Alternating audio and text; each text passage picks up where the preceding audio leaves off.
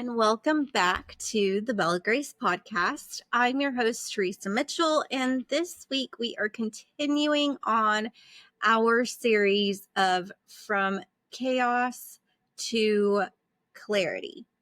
And this week we are talking about reclaiming your energy, how to refuel without burning out.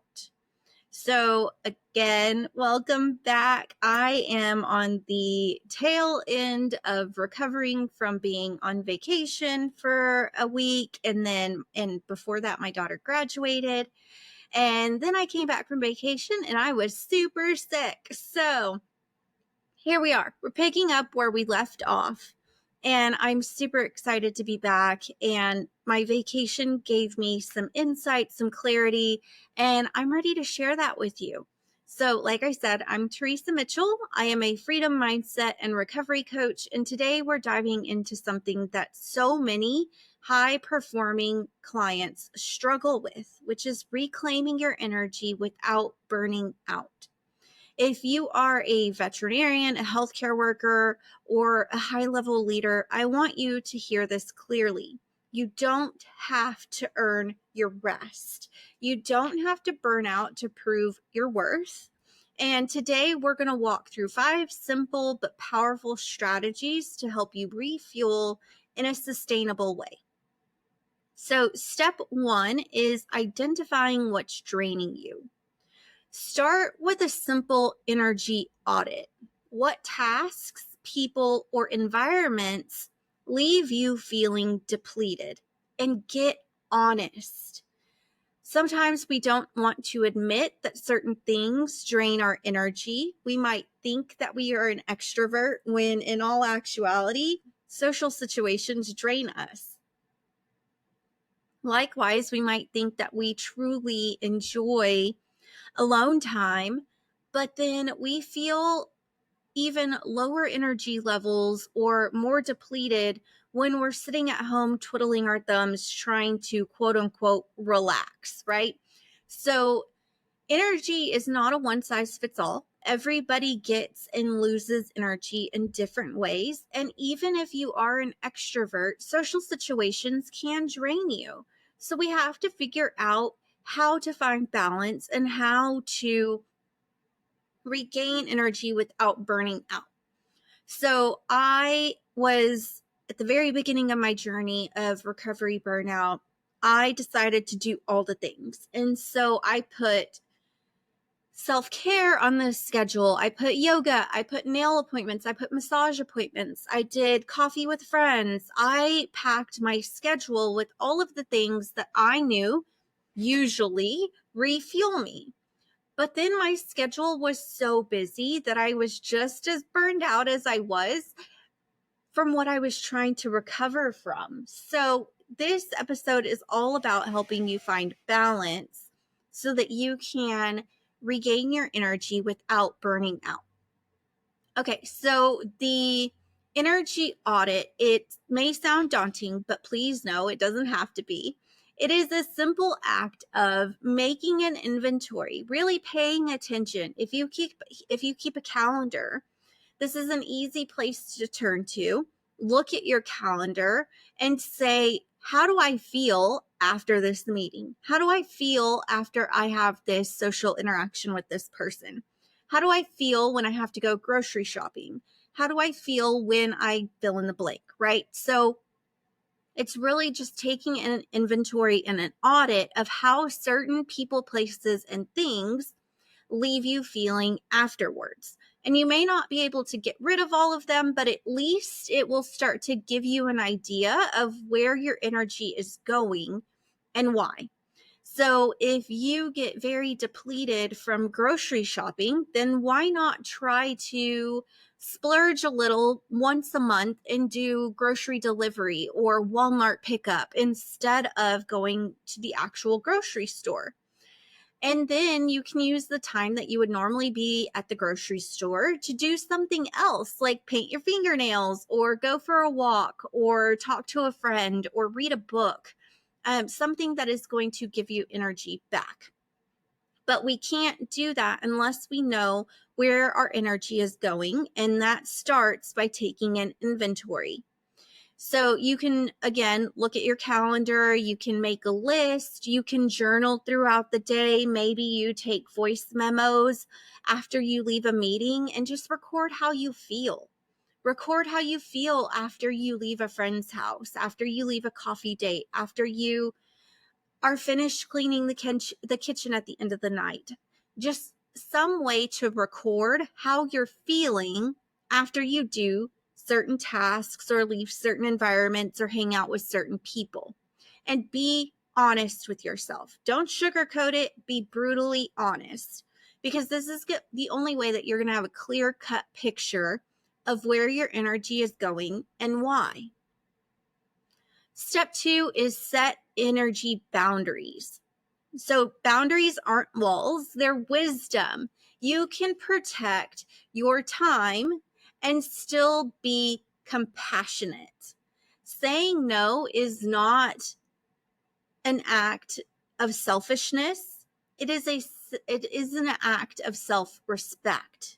Okay? So we need to know what our boundaries are, and that comes from our audit.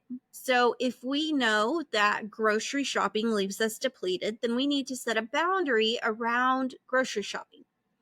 Maybe we do it when we have time to then relax for a few minutes to decompress. Maybe we alter and do grocery pickup once a month. Maybe we ask a friend to do some grocery shopping for us, or ask our husband to pick up some things on the way home from work, or your wife. But just really understanding what boundaries you need to set, setting them, and then sticking with them. So whenever we disrespect our own boundaries, we are telling people that it is okay to disrespect our boundaries.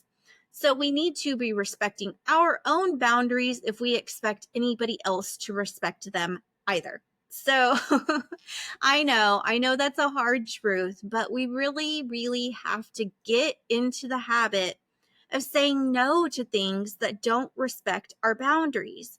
We are showing ourselves that we can be trusted. And I've talked about this time and time again, but it is so important to build trust with yourself. And that comes by showing yourself that you can be trusted to respect your boundaries. Other energy boundaries might look like limiting time spent with certain people. So if you are regularly invited to a weekend barbecue at a friend's house, and then on Monday morning you go to work hungover, tired, and totally depleted, but you still want to go, maybe we set a boundary around, okay, I will go, but I'm going to come home at 5 o'clock instead of 10. That way you have time to get home, prepare for the week ahead, maybe do some meal prep, maybe just sit on the couch and watch TV or read a book. But that is another way to set a boundary, is to set time limits on time that you spend with people at places or doing certain things. You don't have to get rid of them completely, but you can set some boundaries around it to protect your time and energy and peace. Okay, so step number 3 is refuel intentionally. Not all rest is restorative. Scrolling on your phone for an hour is not the same thing as going outside for 15 minutes or having 15 minutes of stillness. We have to be doing things that truly nourish us. Okay? So what truly nourishes you? I am on my health food journey, and I am really realizing what food nourishes me and what food just feels good, right? So, yeah, a greasy cheeseburger and french fries feels good, but does it really fuel me? After I eat that greasy cheeseburger and fries, am I ready to hit the road and get things done? Or am I exhausted, depleted, and needing a nap? It's kind of the same thing with your rest. When you are resting, once that rest period is complete, do you feel better? Do you have more energy? Are you ready to get up and slay the day? Or are you ready for a nap? Do you feel worse about yourself? If you are sitting on your phone on the couch, doom scrolling for an hour, and you're calling it rest, when that hour is over, do you feel better about yourself? Do you feel better? Do your energy levels feel better? That is going to be a barometer, a temperature gauge as to whether or not you have truly rested in a restorative manner. So oftentimes whenever I doom scroll, I get off the phone and I'm like, oh crap, I just wasted an hour. Ugh. And I feel worse than I did before. Rarely do I ever end a doom scrolling session and I feel better. Maybe that's just me, but you really want to think about what refuels you. So for me, a walk around the block, sitting in the grass, laying on the floor, those things are truly restorative. When I get up, I have a clear mind. I'm ready to hit the road. I'm ready to check things off the box. I feel much better. I feel restored and ready to slay the day. So is your rest really refueling you, or is it depleting you further? If you think that energy refueling is a one size fits all, you might think that rest looks like going to the spa or getting your nails done or going to play 18 holes of golf. But what if you suck at golf? What if when you're done, you're hot, you're sweaty, you're frustrated, your feet hurt, you have a blister, and you hate life more than you did when you started? I'm laughing, but it's true. Do not just turn to what everybody else does for rest. I want to invite you to figure out what rest looks like for you specifically. What refuels you? Maybe it is 18 holes of golf. Maybe that is so relaxing to you. Maybe being out there in nature and just being in the sunshine is totally refueling to you. That's great. But we got to figure out what works for us. It is a unique journey to you. No one person is going to have the same refuel plan that you do. Some people might look at you and say, you're crazy, you're busy all the time, none of that is restful, what are you doing? But if it works for you, that is all that matters. So how do you refuel? If you have no idea, I'd be happy to walk through that with you. That's actually one of the things that I do, is help people figure out how to rest intentionally so that it is refueling them. So if you need to hop on a call with me, holler at me. I'd love to walk through that with you. Okay. Number 4 is schedule your recharge time. Put it on the calendar. If it's not scheduled, it is optional. Schedule time for things that fill you, not just require output. Okay? So as I shared, I was recently on vacation, and there are parts of vacation that refuel me. There are parts of vacation that drain me. So I love to explore. I love to see new places. I love to take in the beauty. I love the beach. I love being by the ocean.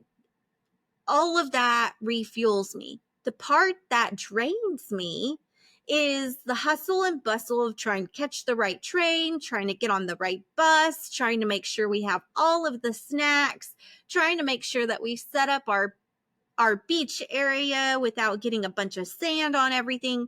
All of that is stressful to me.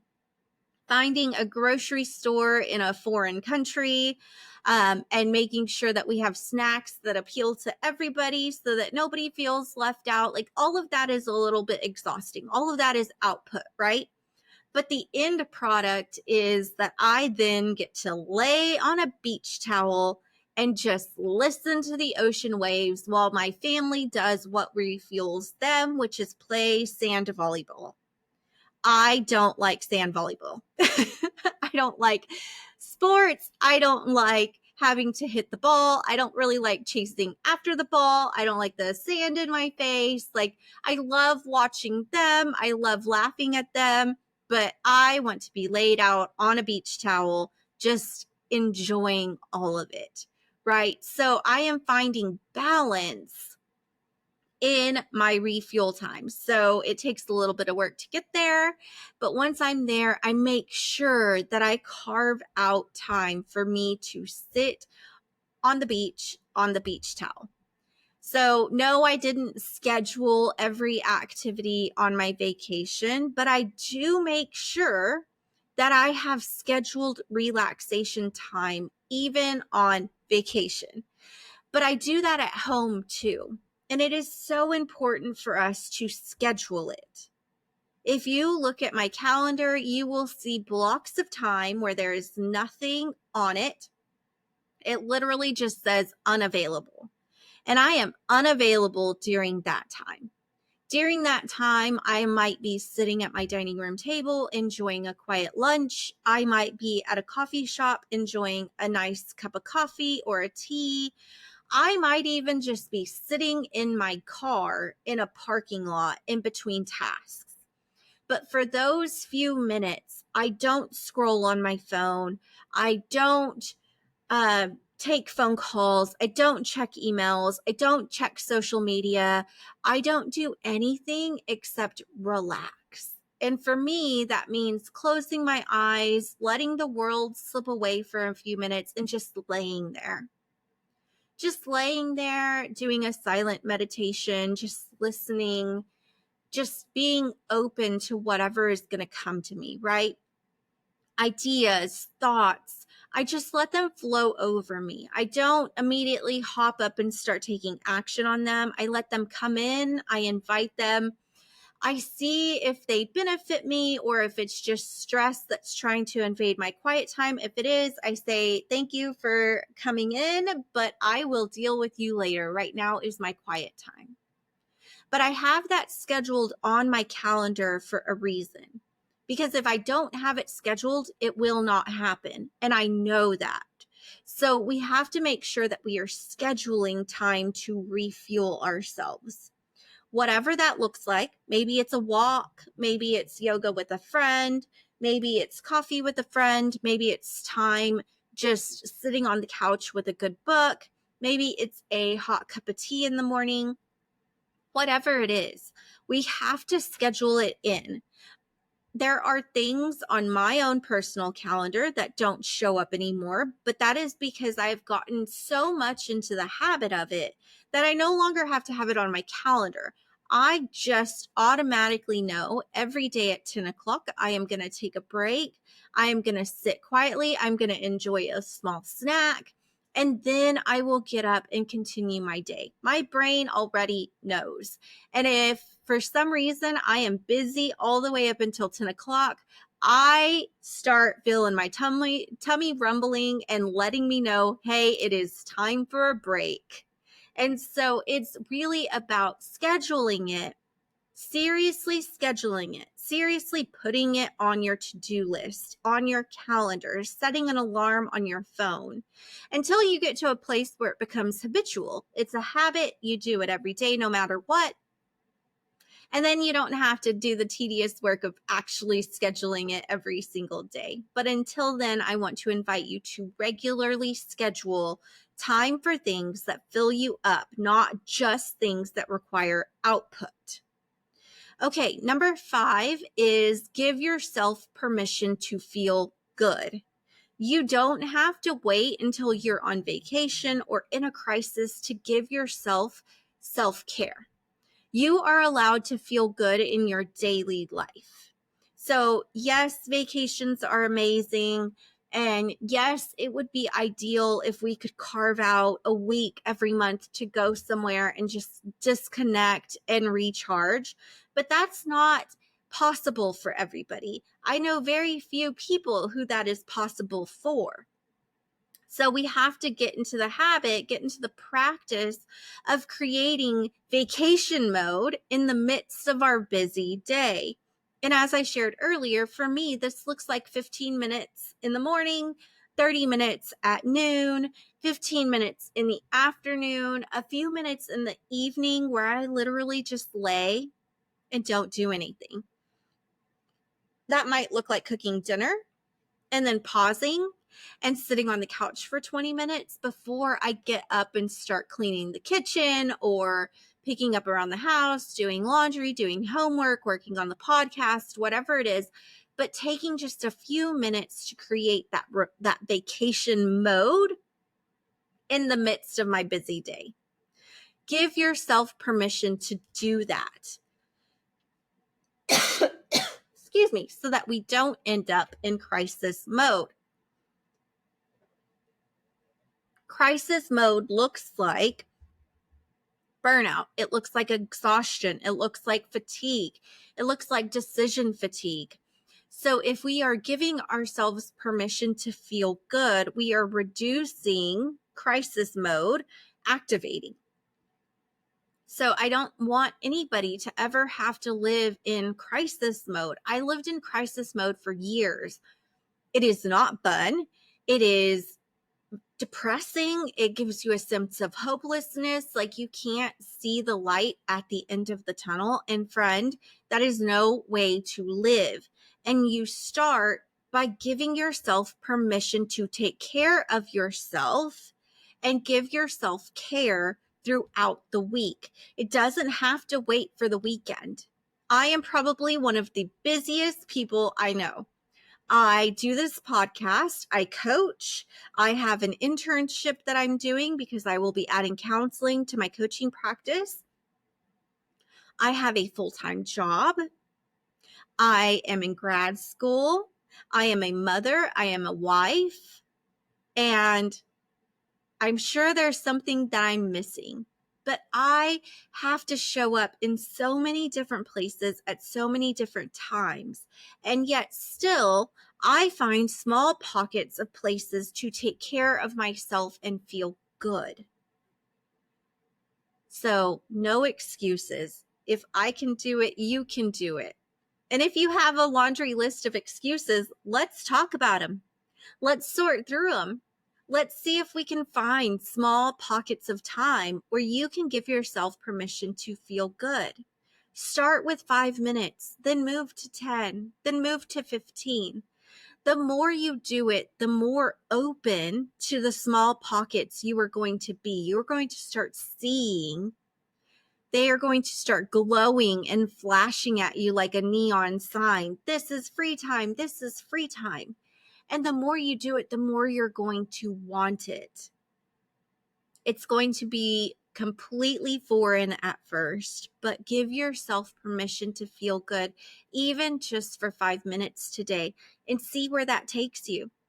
See how that makes you feel. Add that to your energy audit. How do you feel after that 5 minutes of doing something that feels good? I often talk about how even just going into my backyard and putting my grass in the feet for 5 minutes, or my feet in the grass for 5 minutes, is so reinvigorating. Start there. Go outside, take your shoes off, put your feet in the grass for a couple of minutes. Maybe it's not 5, maybe it's just 30 seconds, but see how you feel after. If you work in an office, maybe that looks like going outside and finding some grass on the property, or maybe even just going outside and sitting on a bench for a few minutes.